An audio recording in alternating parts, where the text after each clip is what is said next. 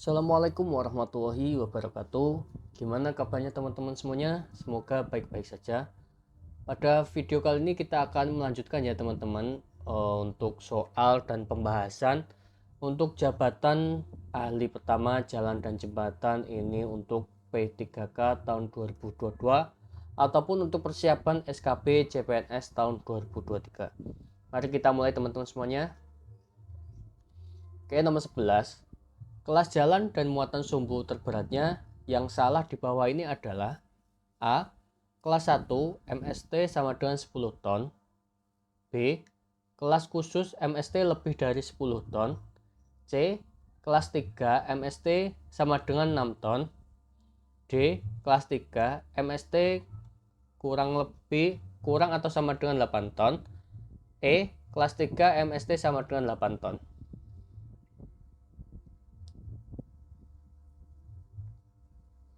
Mari kita bahas teman-teman semuanya ya. Jadi menurut klasifikasi jalan berdasarkan penggunaan jalan, ini sesuai kelas tabel 4.1, kelas jalan sesuai dengan penggunaannya. Ini untuk kelas 1, ini untuk fungsi jalan arteri ataupun kolektor dengan dimensi kendaraan ini seperti pada tabel. Ini untuk muatan sumbu terberatnya atau MST ini 10 ton untuk kelas 1.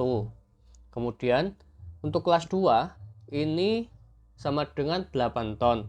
Kemudian untuk kelas 3 ini kurang atau sama dengan 8 ton. Kemudian untuk kelas khusus ini lebih dari 10 ton.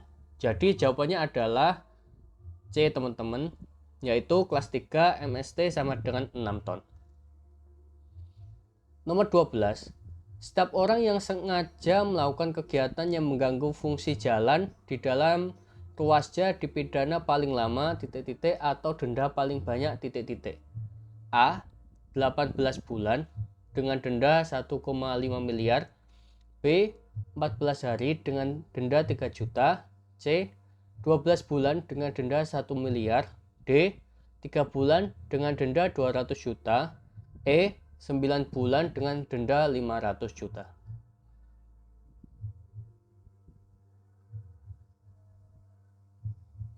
Mari kita bahas teman-teman semuanya. Jadi menurut Undang-Undang Republik Indonesia Nomor 38 Tahun 2004 tentang jalan, pada bab ke-8 ketentuan pidana pada pasal 16 ayat 3, pasal 63 ayat 3, setiap orang yang dengan sengaja melakukan kegiatan yang mengakibatkan terganggunya fungsi jalan di dalam ruang pengawasan jalan atau ruasnya sebagaimana dimaksud pada ayat 12 Pasal 12 ayat 3 dipidana dengan pidana paling lama 3 bulan atau denda paling banyak 200 juta. Jadi jawabannya adalah D. 3 bulan penjara dan denda paling banyak 200 juta. Nomor 13. Menurut PP nomor 34 tahun 2006, jalan arteri dan kolektor tinggi ruang bebas paling rendah ... dan kedalaman ruang bebas paling rendah ... Jadi menurut pasal 35 teman-teman semuanya, pada ayat ke-6 ataupun ke-7, tinggi ruang bebas bagaimana dimaksud pada ayat 3 bagi jalan arteri dan jalan kolektor paling rendah 5 meter. Kemudian kedalaman ruang bebas bagaimana dimaksud pada ayat 3 bagi jalan arteri dan kolektor paling rendah 1,5 meter dari permukaan jalan. Jadi jawabannya adalah E. Ini paling rendah, paling tinggi ini 5 meter dan paling dalam ini 1,5 meter. Nomor 14. Hal-hal yang dibahas pada PJM antara lain sebagai berikut, kecuali A. Organisasi kerja atau tata cara pengaturan kerja. B. Rencana pemeriksaan lapangan dan sosialisasi. C. Jadwal pelaksanaan dan pengadaan bahan, alat, dan personil. C. Survei lapangan. E. Penyusunan program mutu.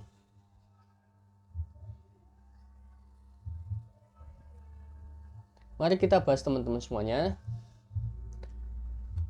Hal-hal yang perlu dibahas dan disepakati dalam rapat persiapan pelaksanaan konstruksi antara lain: nomor 1.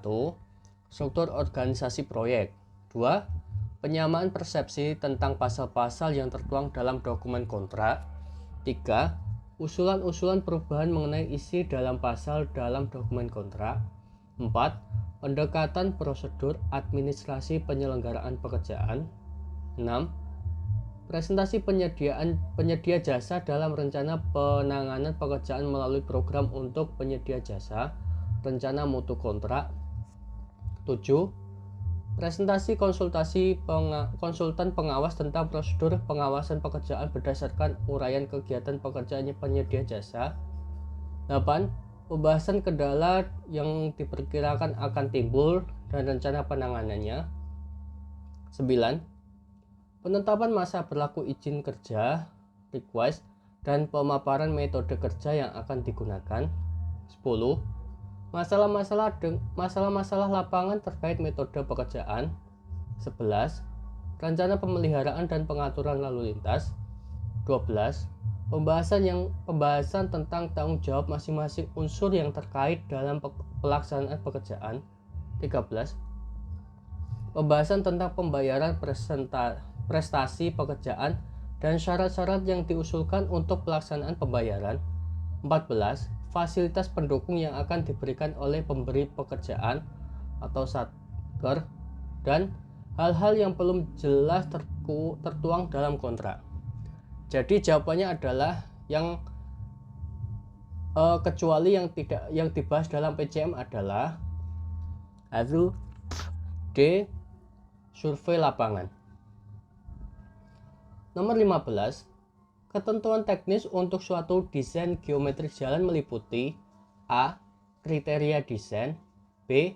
Penentuan koridor, C. Jarak pandang, D. Penampang melintang jalan, dan E. Bangunan pelengkap.